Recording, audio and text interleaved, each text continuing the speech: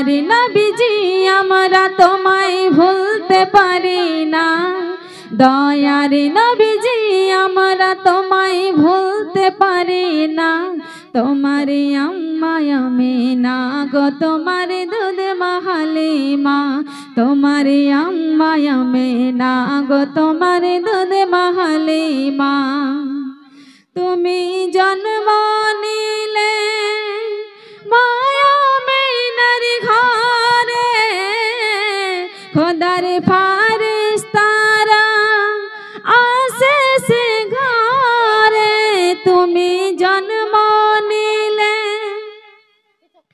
মায়া আমিনার ঘরে খোদার ফারিস্তারা আসে সে ঘরে তুমি রহমতে আলম তুমি রহমতের আলম তোমার দোয়া কবুল করতে খোদা দেরি করে না তোমার আম্মা আমিনা গো তোমার দুধ মা হালিমা দয়ার নবীজি আমরা তোমায় ভুলতে পারি না দয়ার নবীজি আমরা তোমায় ভুলতে পারি না তোমার আম্মা আমিনা গো তোমার দুধ মা হালিমা তোমার আম্মা আমিনা গো তোমার দুধ মা হালিমা তুমি জন্ম নিলে মায়া আমিনার ঘরে খোদার ফারিস্তারা আসে সে ঘরে তুমি সিরাত রাসূল মারে ফাতেরি বুলবুল তুমি সিরাত রাসূল মারে ফাতেরি বুলবুল তোমার দোয়া কবুল করতে খোদা দেরি করে না তোমার আম্মা আমিনা গো তোমার সকলে বললেন তোমার আম্মা আমিনা গো তোমার দুধ মা হালিমা তোমার আম্মা আমিনা গো তোমার দুধ মা হালিমা তোমার আম্মা আমিনা গো তোমার দুধ মা হালিমা আমি দুইখানা আয়াত পাঠ করেছিলাম একখানা সূরা আহজাব থেকে তার বর্ণনায় আমার আল্লাহ তাআলা বলছেন হে মহিলারা তোমরা নিজেদের ঘরে অবস্থান করো বেপরদা ভাবে চলো না কাদের মতো জাহেলি যুগের মহিলাদের মতো আর কি করো তোমরা নামাজ পড়ো তোমরা যাকাত দাও আর কি করো আল্লাহ এবং আল্লাহ রাসূল সাল্লাল্লাহু তাআলা আলাইহি ওয়াসাল্লামের আদেশ নিষেধ মান্য করে চলো বলুন সুবহানাল্লাহ আরেকখানা আয়াত পাঠ করেছিলাম সূরা আম্বিয়া 107 নং আয়াত আমার আল্লাহ তাআলা আমার আপনার নবী দো জাহানের বাদশা রাসূলুল্লাহ সাল্লাল্লাহু তাআলা আলাইহি ওয়াসাল্লামকে ইঙ্গিত করে বলছেন ইয়া রাসূলুল্লাহ ও আমার হাবিব রে শোনো শোনো ও আমার রাসূল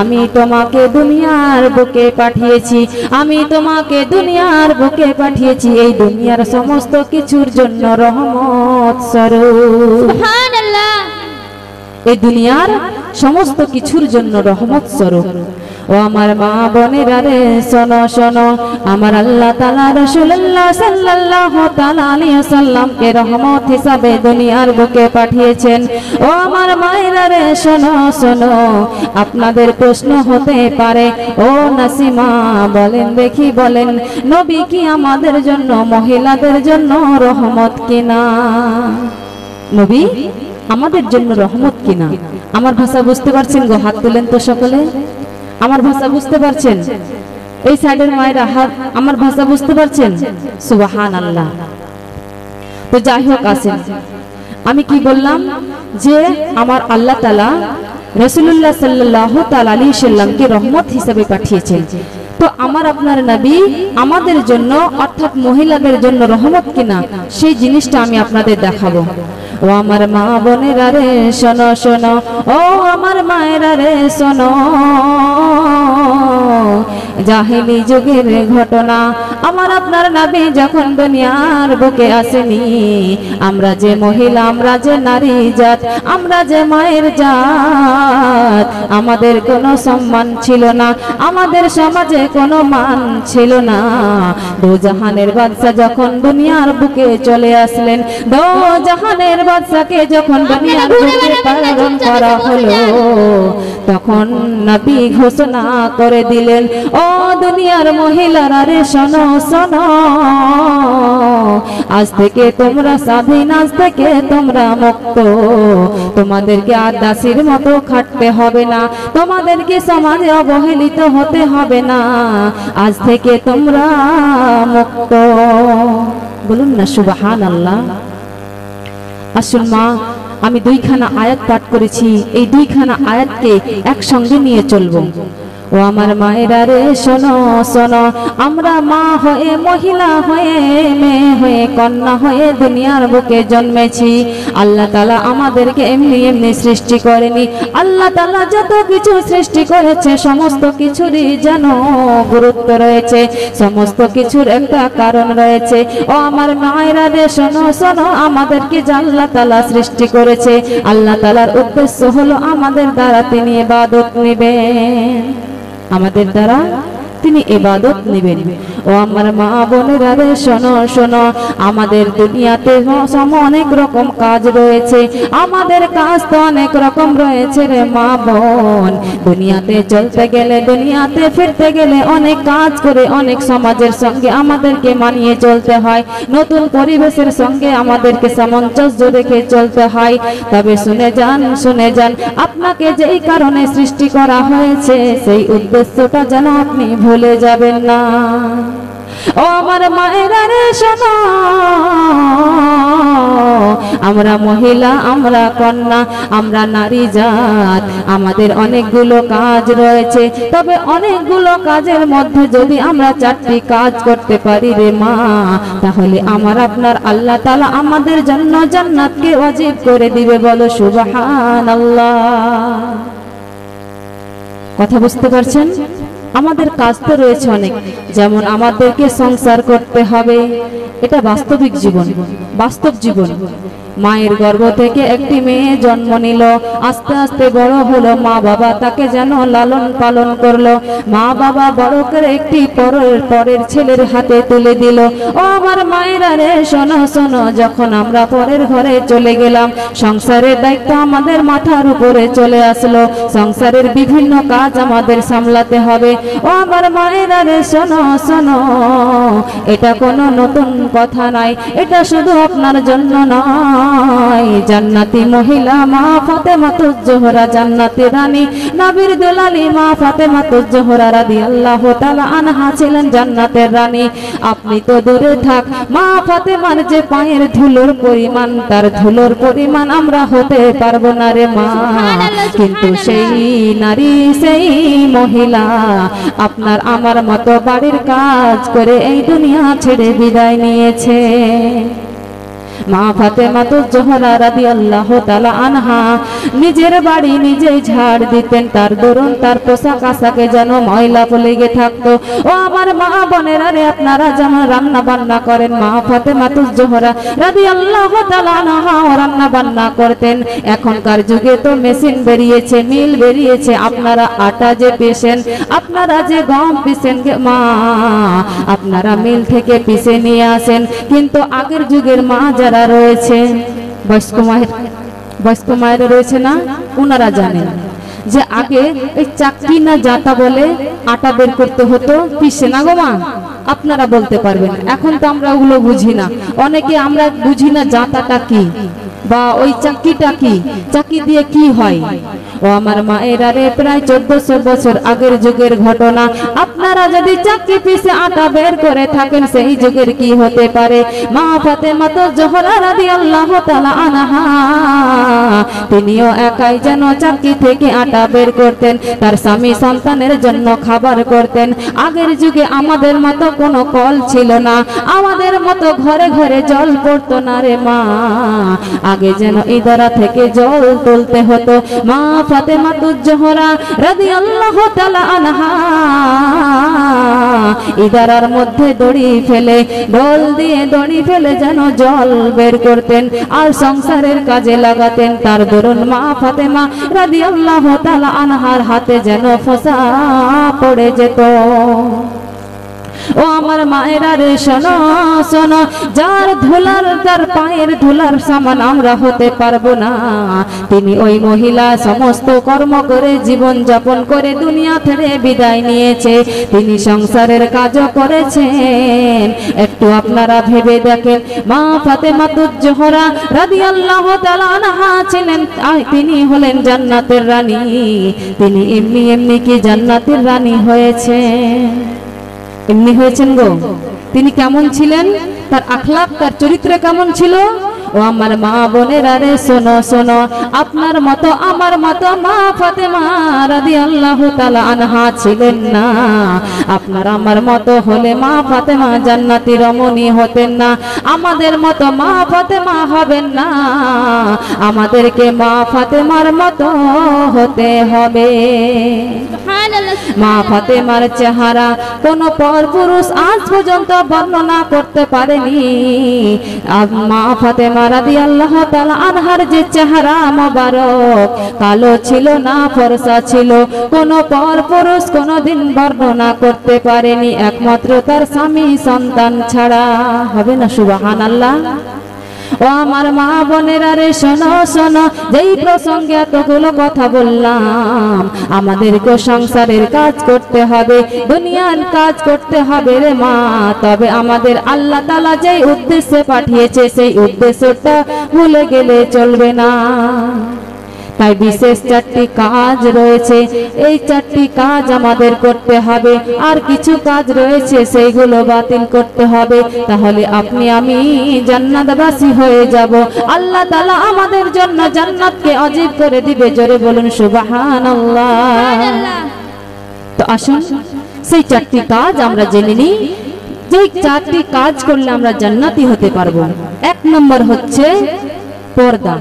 1 নম্বর পর্দা, দ্বিতীয় হচ্ছে নামাজ, তৃতীয় রোজা, চতুর্থ হচ্ছে স্বামীর কৃতজ্ঞ থাকা, অর্থাৎ স্বামীর কথা মতো চলা, স্বামীর আদেশ নিষেধ মতো চলা। ও আমার মায়েরা রে শোনো শোনো, তুমি যদি মারা যাও আর তোমার স্বামী যদি বলে আমার স্ত্রী আমার কাছে ভালো ছিল, আমার স্ত্রীর জন্য আমার মনে কোনো শিকায়াত নাই, তাহলে আমার আল্লাহ আপনার জন্য জান্নাতের দরওয়াজা খুলে দিবে। সুবহানাল্লাহ সুবহানাল্লাহ। তো বলেন তো মা, আমাদের কজনের স্বামী আমরা খুশি রাখতে পারি? ও আমার মায়েরা রে শোনো শোনো, ঘরে ঘরে ঝামেলা, আমরা সকলকেই খুশি রাখতে পারি কিন্তু নিজের স্বামীকে খুশি রাখতে পারি না। আসি 1 নম্বর বর্ণনায়। নামাজ দিয়ে আমি শুরু করি। ও আমার মায়েরা রে শোনো, আমার আল্লাহ আপনার আল্লাহ কোরআন পাক অবতীর্ণ করেছেন। ও আমার মায়েরা রে শোনো শোনো, আল্লাহ তাআলা আমাদেরকে সৃষ্টি করে দুনিয়ার বুকে পাঠিয়েছেন। আমাদেরকে সৃষ্টি করে শুধু ক্ষান্ত হন নাই, তিনি যুগে যুগে নবী রাসূল প্রেরণ করেছেন এবং নবী রাসূলদের প্রতি কিতাব অবতীর্ণ করেছেন। একটা প্রশ্ন করব, বলেন দেখি, আমাদের যে কিতাব, আমাদের যে নবী, আমাদের নবীর নাম কি গো? একজন বলেন। নবী মুহাম্মদুর রাসূলুল্লাহ সাল্লাল্লাহু তাআলা আলাইহি ওয়াসাল্লাম। আমার আপনার নবীর উপরে কোন কিতাব অবতীর্ণ হয়েছিল? কোন কোরআন? কোন কিতাব? আমি বলে দিয়েছি, কোরআন, কোরআনুল মাজিদ, কোরআন শরীফ আমার আপনার নবীর উপর অবতীর্ণ হয়েছিল। কাদের জন্য? আমাদের জন্য। কারণ শেষ নবী হচ্ছে নবী মুহাম্মদ রাসূলুল্লাহ, আর সর্বশেষ কিতাব হচ্ছে কোরআন পাক, সেই কোরআন হচ্ছে আমাদের সংবিধান। ও আমার মা বোনেরা রে শোনো শোনো, আমার আল্লাহ তাআলা বর্ণনা করেন, ও আমার বান্দা বান্দিরা রে শোনো শোনো, আমি তোমাদেরকে সৃষ্টি করেছি, তোমাদেরকে সঠিক পথ অবলম্বন করার জন্য যুগে যুগে নবী রাসূল পাঠিয়েছি, নবীদের রাসূলদের উপর আমি কিতাব অবতীর্ণ করেছি। কেননা তোমরা মানুষ জাত, তোমরা তোমাদের মস্তিষ্ক দ্বারা এই সমাজে শান্তি আনতে পারবে না। তার জন্য আমি তোমাদের পথের দিশা দিয়েছি, সেই পথের দিশা অনুযায়ী চলো। এই দুনিয়ার বুকে দুটি রাস্তা রয়েছে, একটি রাস্তা হচ্ছে ডান দিকে, আরেকটি রাস্তা হচ্ছে বাম দিকে। বাম দিকের রাস্তার গন্তব্যস্থল হচ্ছে জান্নাতুল ফেরদৌস। যেই পথের অনুসারী হচ্ছে আল্লাহর ওলিগণ, নবীগণ, রাসূলগণ, আল্লাহর ওলিগণ। আরেকটি রাস্তা হচ্ছে বাম দিকে, যেই রাস্তার পথ দেখিয়েছেন শয়তান, নাউযুবিল্লাহ। আর সেই পথের গন্তব্যস্থল হলো জাহান্নাম, নাউযুবিল্লাহ। ও আমার মা বোনেরা রে শোনো, আমাদেরকে কোরআন মেনে নিয়ে চলতে হবে।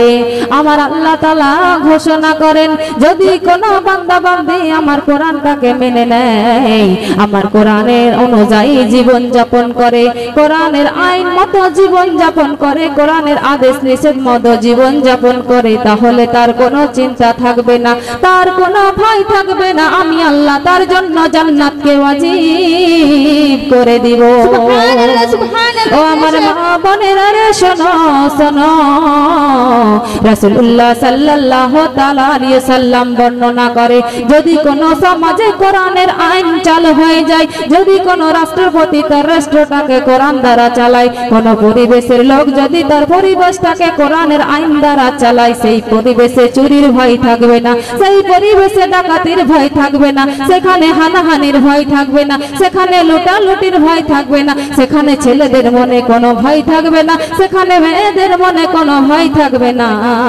মানুষ চলাফেরা করবে স্বাধীনভাবে, মানুষের অন্তরের মধ্যে একটি ভয় হবে, আর সে ভয় হবে আল্লাহ রাব্বুল আলামিনের ভয়।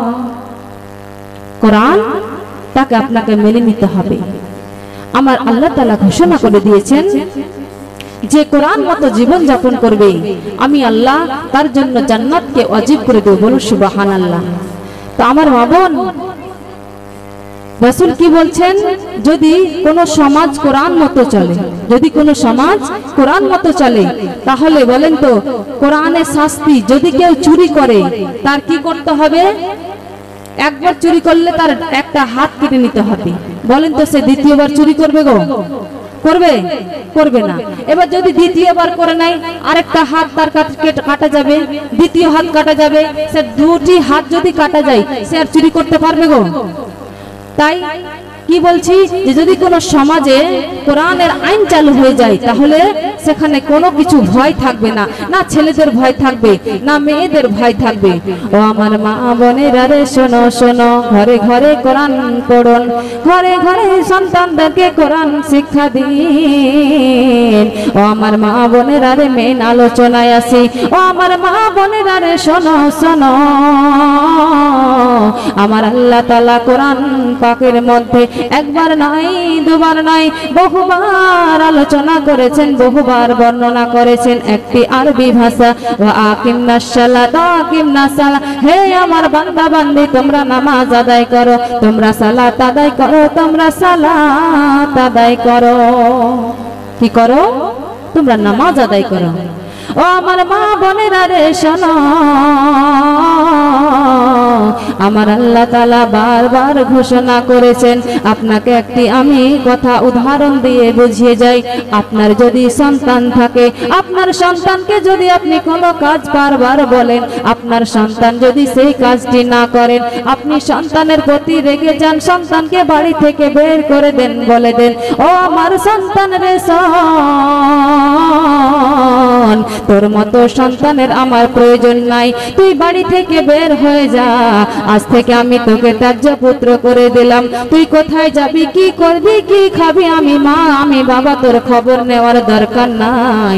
তদরূপী সেই রকম ভাবে আল্লাহ তাআলা যেদিন হাসরের ময়দানে আপনি দাঁড়িয়ে যাবেন, জাহান্নামের ফেরেশতাদেরকে অর্ডার করা হবে, এই ব্যক্তিটিকে জাহান্নামের মধ্যে নিয়ে যাও, এই ব্যক্তিকে টেনে টেনে জাহান্নামের ভিতরে নিয়ে যাও। কেননা যখন সে দুনিয়ার বুকে ছিল, আমি কোরআনের মধ্যে বারবার করে বলেছিলাম, ও আমার বান্দা বান্দিরা রে শোনো শোনো, তোমরা নামাজ আদায় করো, তোমরা নামাজ আদায় করো। কিন্তু সে যখন দুনিয়ার বুকে হায়াত পেয়েছিল, সে জীবিত ছিল, সে আমার হুকুম পালন করেনি, তার জন্য আজকে আমি তাকে এই হাসরের ময়দানে পেয়েছি।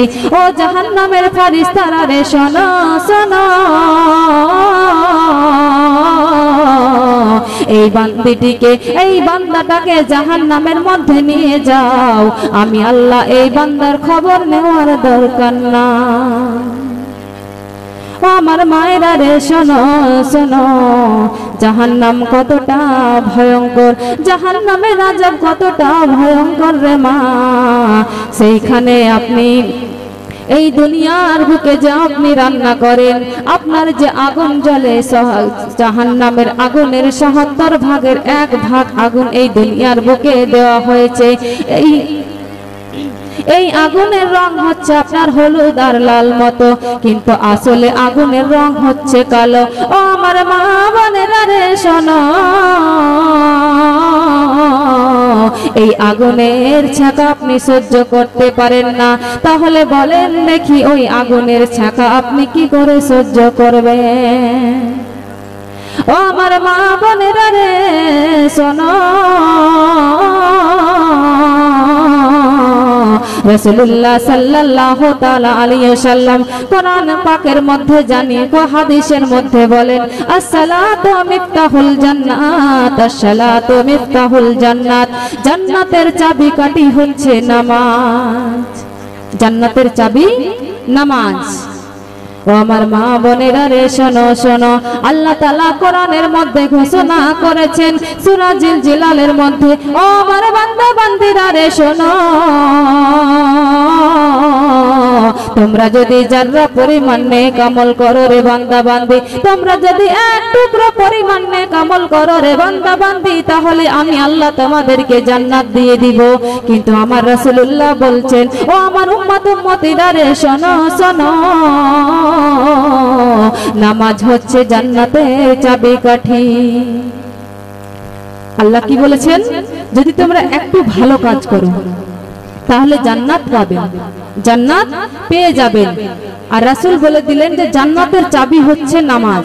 তাই আসুন এই দুটোকে আমি বুঝিয়ে দিই আপনাদের। ও আমার মায়েরা রে শোনো শোনো, রাসূলুল্লাহ সাল্লাল্লাহু তাআলা আলাইহি ওয়াসাল্লাম বলে দিয়েছেন, তুমি যদি ভালো কাজ করো, যেমন দান খায়রাত করো, যদি কোনো এতিমকে খাবার দাও, যদি কোনো গরিবকে তুমি সহযোগিতা করো, আল্লাহ তাআলা তোমাকে জান্নাত দেবে। কিন্তু তুমি যদি নামাজ না পড়ো, তাহলে তুমি জান্নাতের মধ্যে প্রবেশ করতে পারবে না। নামাজ যদি না থাকে আপনার, জান্নাতে প্রবেশ করতে পারবে না। কথা বুঝতে পারছেন আমার? জান্নাত পাওয়া এক কথা, জান্নাতের মধ্যে প্রবেশ করে জান্নাতের ভিতরে ঢুকে তার শান্তি ভোগ করা আরেক কথা। কেমন? দেখেন, আপনি একটা জমি কিনেছেন বা একটা বাড়ি কিনেছেন, সেই বাড়িটা কিনলেন, রেজিস্ট্রি করলেন, রেকর্ড করলেন, কিন্তু আপনি বাড়িটাতে বাস করতে পাবেন না। কিন্তু আপনার বাড়িটা আপনার নামে রয়েছে, সেই বাড়িটা আপনার নামে রয়েছে, কিন্তু আপনি সেখানে প্রবেশ করতে পারবেন না। সেই বাড়িটা নিয়ে আপনার লাভ হলো গো? লাভ হলো? লাভ হলো না। ও আমার মা বোনেরা রে শোনো শোনো, আপনারা ভালো কাজের মধ্যে থাকেন, দান খয়রাত করেন, আপনি যেন এতিমকে সহযোগিতা করেন, গরিবকে সহযোগিতা করেন, পাড়া প্রতিবেশীকে সহযোগিতা করেন, মন্দ কাজে যেন না, কাউরে অযথা গীবত করিয়েন না, অহংকার করিয়েন না, হিংসা করিয়েন না। কিন্তু এই কাজগুলো করিয়েন না, ভালো কথা, তবে আপনাকে নামাজ সদা সর্বদা আদায় করতে হবে। কেননা নামাজ হচ্ছে আপনার জন্য ফরজ। ফরজ ফরজ কোনগুলো? কোন জিনিসগুলো ফরজ? কি ফরজ? কি আসেন বুঝে নেন। ফরজ হচ্ছে সেই জিনিস যেই জিনিসগুলো আমার আল্লাহ তাআলা আমাদের জন্য কোরআনের মধ্যে আদেশ দিয়েছেন, বলো সুবহানাল্লাহ। আদেশ করেছেন, নিষেধ করেছেন। যেমন মদ খাওয়া হারাম, এটাও একটা ফরজ। মদ খাওয়া হারাম, নামাজ পড়তে হবে, এটা হচ্ছে ফরজ কাজ। ও আমার মা বোনেরা রে শোনো শোনো, যেদিন আপনি হাসরের ময়দানে চলে যাবেন, হাসরের মাঠে গিয়ে বলবেন, ও গো আল্লাহ, আমি অনেক দুনিয়ার বুকে ভালো কাজ করেছিলাম, আমি অনেক ভালো কাজ করেছিলাম গো আল্লাহ, তাহলে আজকে আমি এই জান্নাতে কেন প্রবেশ করতে পারছি না? এই জান্নাতে তো আমার নাম লেখা আছে, এই জান্নাতে তো আমার নাম লেখা আছে, তবে আমি এই জান্নাতে কেন প্রবেশ করতে পারছি না? আমার রাসূলুল্লাহ বলে দিলেন, ও আমার উম্মত উম্মতিরা রে শোনো শোনো, ভালো কাজ করো ঠিকই, কিন্তু যতক্ষণ পর্যন্ত না তোমার আমলনামায় নামাজ না থাকে, যদি তোমার আমলনামায় নামাজ না থাকে, তুমি জান্নাতে প্রবেশ করতে পারবে না। অযথা হাসরের ময়দানে এসে যেন গোলমাল করো না যে আমি জান্নাতে প্রবেশ করতে কেন পারছি না। কথা বুঝতে পেরেছেন? নামাজ পড়তে হবে, নামাজ হচ্ছে আপনার জন্য ফরজ। নামাজ কোনো সময় মাপ নাই, কোনো মুহূর্তে মাপ নাই। হ্যাঁ, মহিলাদের মাপ রয়েছে, আপনারা সকলেই জানেন। যাই হোক, সেই দিকে যাচ্ছি না, না জানলে প্রশ্ন করবেন দিদি কখন মাপ রয়েছে। ও আমার মা বোনেরা রে শোনো শোনো, নামাজ এত বড় নেয়ামত, নামাজ এত বড় নেয়ামত। ও আমার মা বোনেরা রে, আপনারা কি জানেন যে নামাজ পড়লে আল্লাহ তাআলার সঙ্গে সাক্ষাৎ করা যায়? মানুষের সকলের মনের বাসনা, মনের কামনা, আমরা আল্লাহ তাআলার সঙ্গে সাক্ষাৎ করব, আমরা যেন আল্লাহ তাআলাকে দেখবো। আমার মা বোনেরা রে শোনো শোনো, আমার আপনার নবী যখন মেরাজে গিয়েছিলেন, আমার আপনার নবী যখন আল্লাহ তাআলার সঙ্গে দেখা করতে গিয়েছিলেন, যখন আমাদের জন্য নামাজ রোজা নিয়ে এসেছিলেন, সেই সময়ের ঘটনা। আমার আপনার নবী যখন জান্নাত জাহান্নাম দেখে এসেছিলেন, জান্নাত জাহান্নাম সমস্ত কিছু দেখা হয়ে গেল, আল্লাহ তাআলার সঙ্গে সাক্ষাৎ যেন প্রায় শেষ হয়ে গেল। আমার আপনার নবী যখন দুনিয়ার বুকে নেমে আসবেন, আমার আপনার নবী যখন দুনিয়ার বুকে আসবেন, দয়ার নবী, মায়ার নবী, তখন আমার আল্লাহ তাআলাকে বর্ণনা করেছেন। আল্লাহ তাআলাকে বলছেন, ও গো আল্লাহ,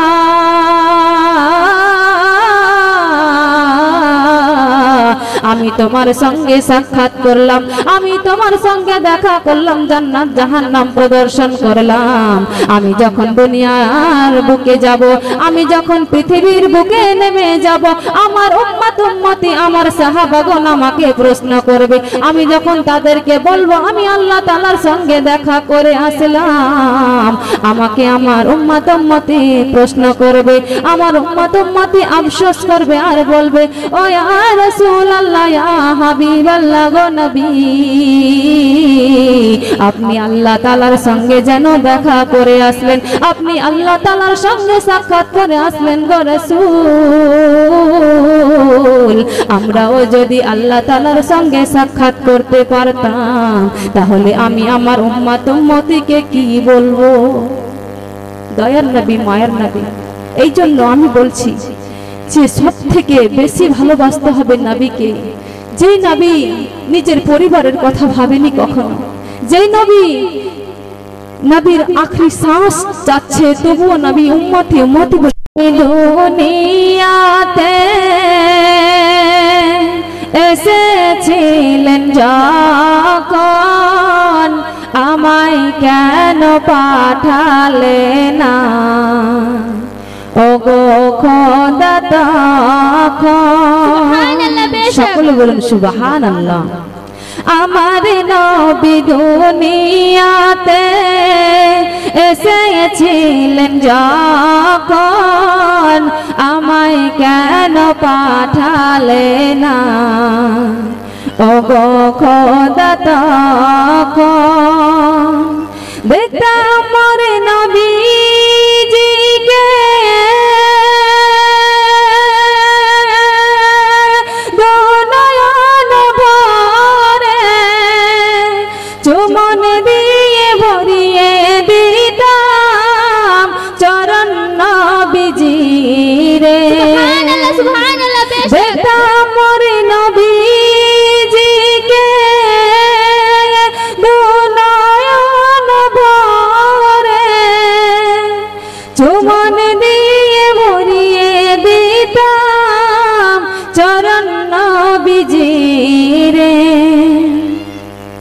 শিশু নবী মায়ের কোলে দোলা খেতেন যখন, আমায় কেন পাঠালে না ওগো খোদা তখন?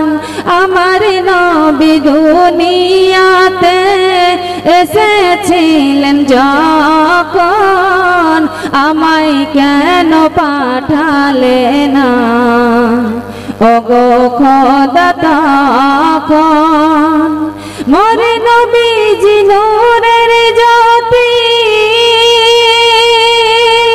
দেখিতে যদি পেতাম, না জানি হয় কি মহাসুখ তখন আমি পেতাম। আজ আমি হায় কাঁদছি সদাই নবীকে দেখার তারে, দেখতে যদি পেতাম একবার দয়ার নবীজি রে। আমার নবী দুনিয়াতে এসেছিলেন যখন, আমায় কেন পাঠালে না ওগো খোদা তখন? শিশু নবী মায়ের কোলে দোলা খেতেন যখন, আমায় কেন পাঠালে না ওগো খোদা তখন? মোর নবীজি নূরের জ্যোতি দেখিতে যদি পেতাম, না জানি হয় কি মহাসুখ তখন আমি পেতাম। আজ আমি হয় কাঁদছি সদাই নবীকে দেখার তারে, দেখতে যদি পেতাম একবার দয়ার নবীজি রে। শিশু নবী মাঠে মাঠে মেষ চরাতেন যখন, আমায় কেন পাঠালে না ওগো খোদা তখন? ধন্য তারা দেখেছিলেন যারা বড় প্রিয় নবীর বদন, আমি কেন পেলাম না দেখতে চাঁদ মুখখানা? আমার নবী দুনিয়াতে এসেছিলেন যখন, আমায় কেন পাঠালে না ওগো খোদা তখন?